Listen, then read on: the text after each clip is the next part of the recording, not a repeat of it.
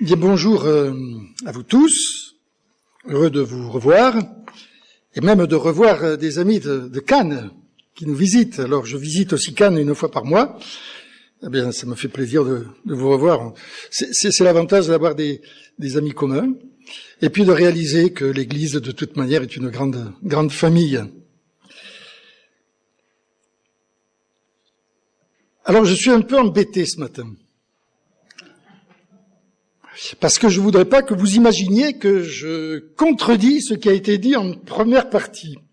D'abord parce que je vais pas contredire ce qui a été dit, mais il faudra attendre un peu la fin de la prédication pour comprendre ce que je dis. Ou ce que j'ai voulu dire. Donc, qu'il n'y ait pas de frustration ou de dire mais il dit le contraire de ce qui a été dit. Nous allons nous mettre quand même à l'écoute de la parole de Dieu, et puis à la fin, ça vous évitera de partir avant la fin, comme ça on réconciliera tout cela. Je vous invite à faire 3 lectures, et à l'issue des 3 lectures, nous chanterons un cantique. La première lecture se trouve dans l'évangile de Matthieu, au chapitre 5, les 13 premiers versets, du verset 3 au verset 10. C'est une partie donc du message de Jésus, appelé les béatitudes. Heureux les pauvres en esprit, car le royaume des cieux est à eux. Heureux ceux qui pleurent, car ils seront consolés. Heureux ceux qui sont doux, car ils hériteront la terre. Heureux ceux qui ont faim et soif de justice, car ils seront rassasiés. Heureux les miséricordieux, car ils obtiendront miséricorde. Heureux ceux qui ont le cœur pur, car ils verront Dieu. Heureux ceux qui procurent la paix, car ils seront appelés fils de Dieu. Heureux ceux qui sont persécutés à cause de la justice, car le royaume des cieux est à eux. Une seconde lecture dans l'épître de Jacques. Lequel d'entre vous est sage et intelligent? Qu'il montre, par sa bonne conduite, ses œuvres empreintes de douceur et de sagesse. Mais si vous avez dans votre cœur une jalousie amère, de la rivalité, ne vous glorifiez pas et ne mentez pas contre la vérité. Cette sagesse n'est pas celle qui vient d'en haut. Elle est terrestre, charnelle, démoniaque. Car là où il y a de la jalousie et rivalité, il y a du désordre et toute espèce de pratiques mauvaises. La sagesse d'en haut est d'abord pure, ensuite pacifique, modérée, conciliante, pleine de miséricorde et de bons fruits, sans partialité, sans hypocrisie. Le fruit de la justice est semé dans la paix par les artisans de paix. Et enfin, une 3e lecture tirée de l'évangile de Jean. Le soir de ce jour, qui est le premier de la semaine, les portes du lieu où se trouvaient les disciples étaient fermées par la crainte qu'ils avaient des Juifs. Jésus vint, et debout au milieu d'eux, il leur dit « Que la paix soit avec vous ». Quand il eut dit cela, il leur montra ses mains et son côté. Les disciples se réjouirent en le voyant. Et Jésus leur dit de nouveau « Que la paix soit avec vous ». Comme le Père m'a envoyé, moi aussi, je vous envoie. Et après ces paroles, il souffla sur eux et leur dit « Recevez le Saint-Esprit ». Les béatitudes de Matthieu 5 sont souvent commentées et on sait que sont heureux ceux qui procurent la paix, ceux qui ont le cœur pur, ceux qui ont faim et soif de justice, etc. Mais très rarement, nous faisons attention on pourrait appeler aux récompenses, aux gratifications promises qui correspondent à chacun des cas. On sait que certains hériteront la terre, que d'autres seront appelés fils de Dieu, que pour d'autres, le royaume des cieux sera à eux. Or, bien peu nombreux sont ceux qui seraient capables de savoir quelle récompense s'accorde avec quelle béatitude.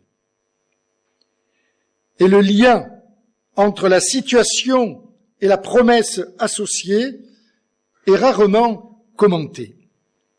Et en particulier, on peut se demander de qui il est dit qu'ils seront appelés fils de Dieu. S'agit-il de ceux qui ont le cœur pur? Ou de ceux qui sont pleins d'amour? S'agit-il des miséricordieux? De ceux qui font la paix? Des doux? Des humbles? Assurément, on pourrait, sans se tromper, le dire de chacun. D'ailleurs, cela a été dit dans une prière. Or, être appelé fils de Dieu, ce n'est pas rien. C'est une très grande chose. Et c'est même le titre du Christ Jésus. Le Fils de Dieu, c'est celui qui est vraiment son représentant sur terre, son serviteur, celui dont on peut dire que sa vie est issue de Dieu. Comme chacune et chacun ici ce matin est issu de son Père. La vie du Fils de Dieu vient tout entière de Dieu, notre Père. Ainsi, d'après les béatitudes, sont appelés fils de Dieu ceux qui procurent la paix. C'est en fait assez étonnant. Aujourd'hui, nous aurions plutôt tendance à dire que cela devrait être promis à ceux qui sont pleins d'amour, c'est-à-dire aux miséricordieux. En préparant ce message, j'ai pas du tout réalisé qu'aujourd'hui c'était la fête des amoureux. C'était la Saint-Valentin. Mais je vais parler d'amour, entre autres. Nous prêchons, en effet, sans cesse que Dieu est amour. Que l'essentiel, c'est l'amour. Et qu'être digne de Dieu, c'est aimer et faire grâce. Que la plus grande chose à donner, à partager, c'est l'amour. Bref, nos messages chrétiens de nos jours sont empreints et centrés sur l'amour et la grâce. Et nous répétons que le seul commandement, la seule exigence, et nous le disons certes à juste titre, c'est d'aimer son prochain. Comment se fait-il alors que les béatitudes, au lieu de centrer son message sur l'amour, sur la grâce et la miséricorde, les béatitudes le font sur le fait de donner la paix? Et peut-être il y a là quelque chose à entendre de la part du Christ. Justement parce que cette absence est surprenante. Il faut bien dire tout d'abord que le message d'amour que les prédicateurs, dont je fais partie, veulent faire passer souvent est bien souvent problématique. Tout d'abord, il est brouillé. Le mot amour peut en effet signifier bien des choses. Et le grec, qui est plus subtil dans ce domaine que le français, lui a donné plusieurs mots. Alors, de quoi parle-t-on lorsque nous parlons d'amour? De l'éros, de l'agapé ou de philéa? Cela fait qu'on est sans cesse dans le contresens, ou tout au moins dans le flou. Ainsi, certains ne comprennent pas que le Christ demande d'aimer ses ennemis. Comment pourrait-on trouver sympathique quelqu'un que l'on n'aime pas? Et puis, les jeunes époux veulent régulièrement lire ce fameux texte de 1 Corinthiens 13. Ce passage qui nous parle de l'amour éternel, en pensant que cela parle du sentiment fort qui les unit. Alors, c'est un beau texte, hein. Mais le sentiment amoureux est tout, sauf éternel. Ce sentiment amoureux est passager. Certes, il est là au début. Il est, je dirais, obligatoire. Il permet cette rencontre. Mais pour se construire. Et il demande de se prolonger, de s'approfondir, de grandir dans un autre type de démarche.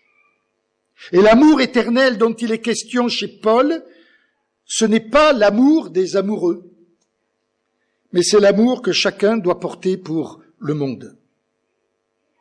Et puis le message est brouillé, parce que nous ne savons pas très bien qui nous devons aimer comme nous-mêmes. Alors certes, l'Évangile dit notre prochain, oui, mais avons-nous une idée claire de qui est notre prochain? Est-ce que nous comprenons ce que cela peut représenter? Aujourd'hui, on le comprend plus souvent comme désignant notre semblable, c'est-à-dire tout être humain. Et on pense confusément à cet amour du prochain qui nous invite à être solidaires des pauvres du tiers-monde. Mais reconnaissons-le, il est quand même plus facile d'envoyer un chèque à une ONG que d'aimer son voisin de palier, son beau-frère, sa belle-mère, voire même son conjoint. Et à force de dire qu'il faut aimer tout le monde, ce commandement d'amour essentiel devient impossible, inopérant, fade. Une petite anecdote. J'ai un ami pasteur qui exerce aujourd'hui et qui, comme tout le monde, a fait ses études, enfin comme tous les pasteurs, a fait ses études de théologie, et est arrivé le moment où il a fallu qu'il aille en solo prêcher pour la première fois dans un temple. Ce qu'il a fait, et le lundi, il croise son professeur à la faculté, il lui demande « Est-ce que ça a marché ?» Il dit « J'espère, je sais pas, oui, j'espère. » Et le professeur lui dit « En tout cas, j'espère que tu n'as pas bêlé l'amour. » J'avoue que c'est un peu dur. Peut-être que lui-même avait des problèmes avec ce thème de l'amour. En tout cas, bêler l'amour. Et quelquefois, c'est un peu ce qui se passe dans les églises. Ce message facile, si facile de prêcher et de le mettre à toutes les sauces. Car on ne sait plus très bien ce que veut dire aimer. Et on sait encore moins qui nous devons aimer. Mais on ressasse sans cesse toute cette exigence évangélique, peut-être avec d'autant de facilité que cela ne nous engage pas à grand-chose de précis, faute de savoir ce que cela veut dire ou ce que cela implique pour nous. Par ailleurs, l'amour est une merveilleuse chose, certes, mais elle n'est pas dénuée de risques. Elle ne fait pas forcément que du bien. On pense parfois, et on le dit, qu'il suffit d'aimer, et qu'alors on est forcément dans le bien, dans la vérité. Selon cette belle parole de saint Augustin, aime et fais ce qui te plaît. Beaucoup croient dans ce bel adage, en pensant que si l'on aime, alors on ne peut que faire du bien à l'autre. Mais en fait, rien n'est moins certain. L'amour peut être bon, mais il peut aussi être mauvais. Parce qu'il y a des mauvaises façons d'aimer. On peut aimer, vouloir le bien de l'autre, et pourtant se tromper et faire le mal. Il peut y avoir des amours mauvaises, néfastes, perverses même. Il y a des amours qui enferment, qui étouffent et qui même parfois tuent. Je ne sais pas qui, il y en a plusieurs, mais celui qui a dit « Délivre-moi de mes amis, je m'en charge », a bien senti cette difficulté. Le mal fait par mes ennemis a quelque chose d'objectif, contre lequel il est possible de se défendre. Mais le mal que nous font ceux qui nous aiment, et parfois en pensant nous faire du bien, peut être extrêmement dangereux. L'amour tisse parfois des liens pervers. Dont il est extrêmement difficile de se dégager. Des amours qui génèrent des sentiments de culpabilité épouvantables chez ceux qui essaient de s'en dégager, de s'en sortir. Et cette perversion de l'amour n'est pas réservée aux relations humaines. Même dans le domaine religieux, une certaine idée de l'amour de Dieu peut devenir pesante et destructrice. Il suffit de voir ou de constater les ravages qu'une prédication de la grâce a pu faire dans le monde puritain.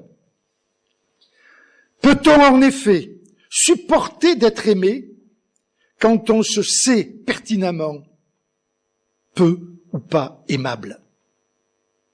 Que faire d'un amour qui alors nous maintiendrait prisonniers, d'un amour qui infantilise au lieu de permettre de devenir soi-même libre et en marche? Le fait d'être aimé risque toujours de nous imposer quelque chose et peut-être de nous rendre redevables, voire même enlever notre liberté. Certains parents le savent d'ailleurs en disant à leurs enfants « Si tu m'aimes, tu ne peux pas me faire ça.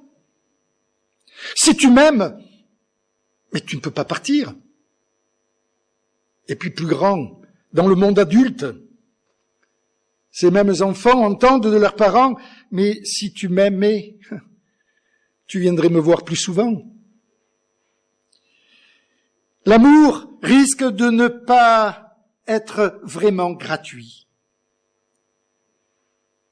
Ça me fait penser un peu à ces publicités que nous entendons là en ce moment, où on vous met une belle voiture toute neuve sous les yeux, dans l'écran, avec tout le modernisme imaginable, et on vous dit vous pouvez partir avec, sans rien verser, sans rien donner, profitez. Mais dans 6 mois, vous commencerez à payer. Et vous devrez verser vos premiers au premier loyer. Eh bien, on pense parfois que l'amour de Dieu est un peu du même acabit, demande une réponse, que cet amour gratuit de Dieu exige des signes, impose des gestes et des devoirs.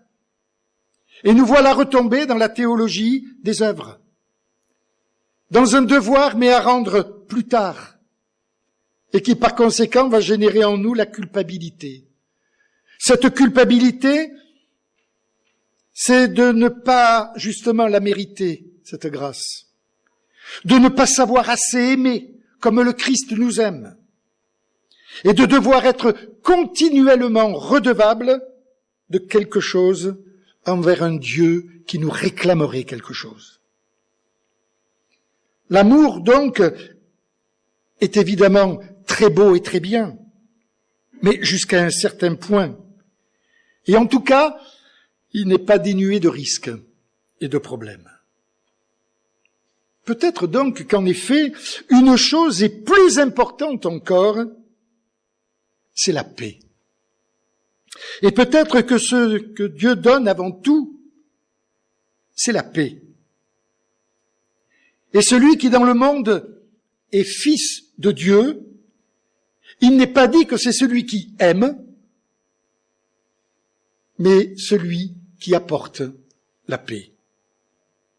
La paix intérieure d'abord. Si grande et belle chose.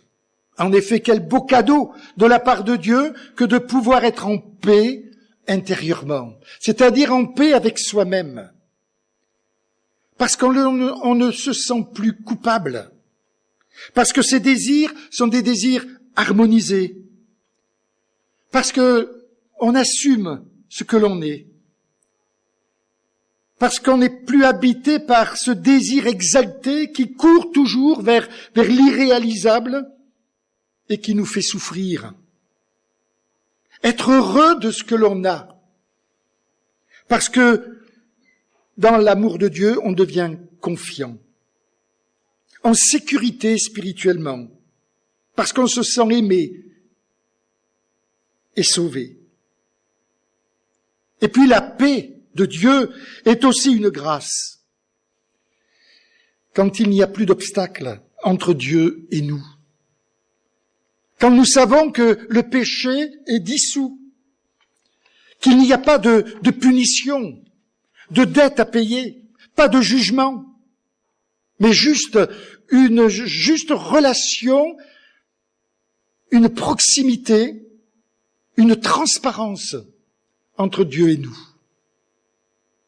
Et enfin, la paix avec l'autre, qui est si difficile, mais dont nous avons tant et tant besoin, dans l'Église, dans le travail, dans le monde. Et cette paix, c'est d'accepter l'autre, de le prendre comme partenaire, un vis-à-vis, comme celui avec qui je peux parler, avec qui je peux partager un repas. L'autre qui est libre et qui me laisse libre. L'autre que je ne cherche pas à dominer, mais qui ne me domine pas non plus. L'autre que je ne possède pas, mais qui ne me possède pas.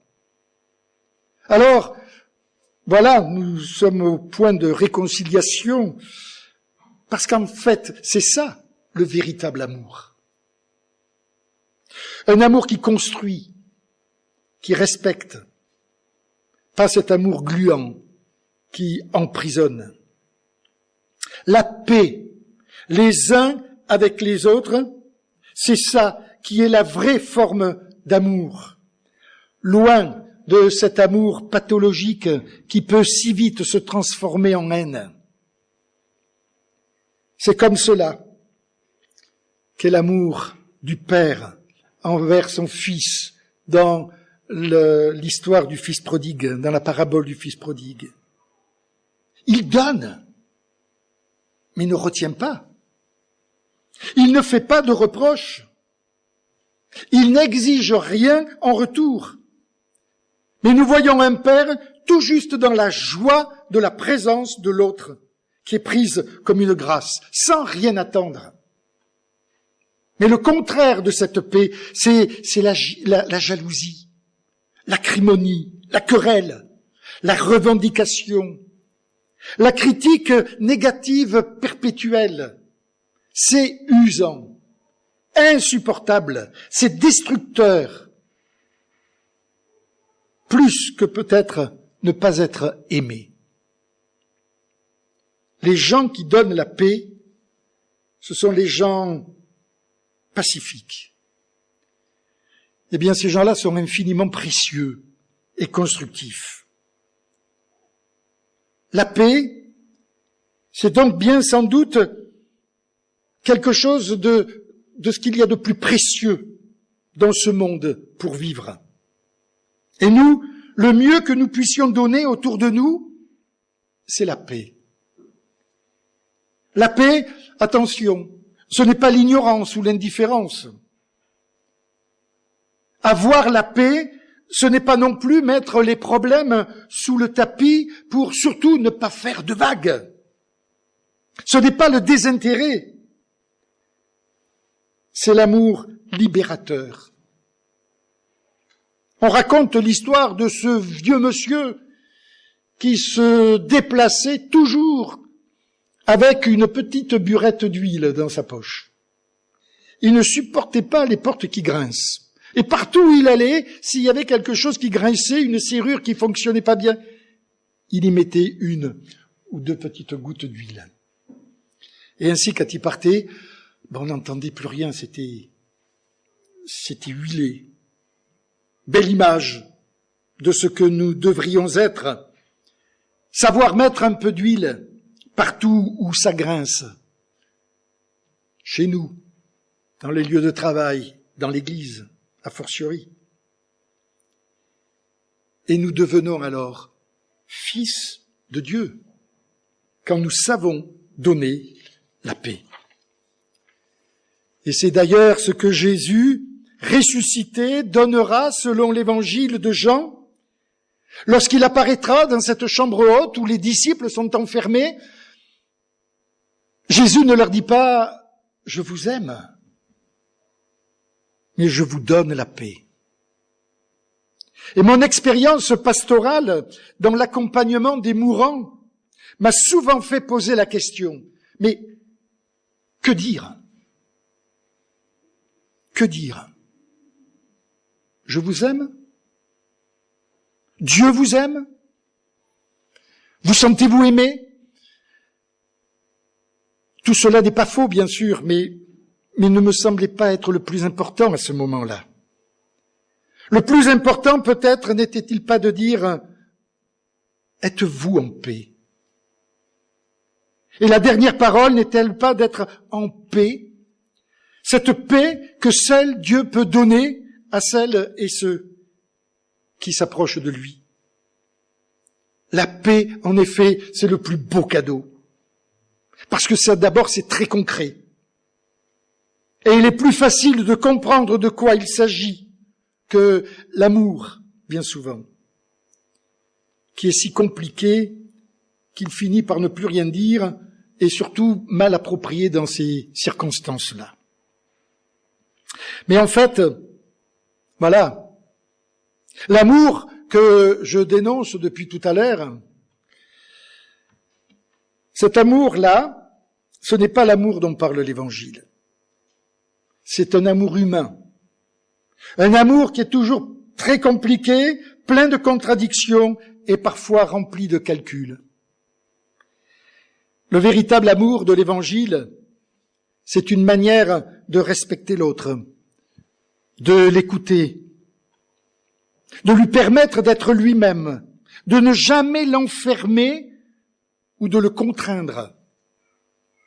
L'amour évangélique, en effet, eh bien, contient la paix. D'ailleurs, les béatitudes ne parlent pas de paix, ne parlent pas d'amour. Parlent de miséricorde. Et ce n'est pas tout à fait la même chose. Il ne s'agit pas de l'amour je dirais, réfléchi, intelligent, raisonné. Mais lorsque la parole de Dieu nous parle de l'amour et même de la miséricorde, vous savez, nous, dans les traductions, on a un peu édulcoré les mots, mais ils sont très crus dans les textes originaux. Il parle d'entrailles, de ventre, de tripes. Or, l'amour ne devient véritablement amour que s'il concorde fortement avec liberté et paix. Que le Seigneur de la paix, vous donne lui-même la paix, en tout temps et de toute manière. Que le Seigneur soit avec vous tous, nous dit Paul dans son épître. Et je vous donne la paix. Voilà ce que Dieu nous offre en Jésus-Christ. La paix. Paix intérieure, paix du cœur, tranquillité, pouvoir se nourrir de la paix pour enfin rayonner de paix. Le christianisme est une religion de paix. Paix avec Dieu, paix dans la prière, paix avec soi-même, paix avec les autres et paix pour les autres. Amen.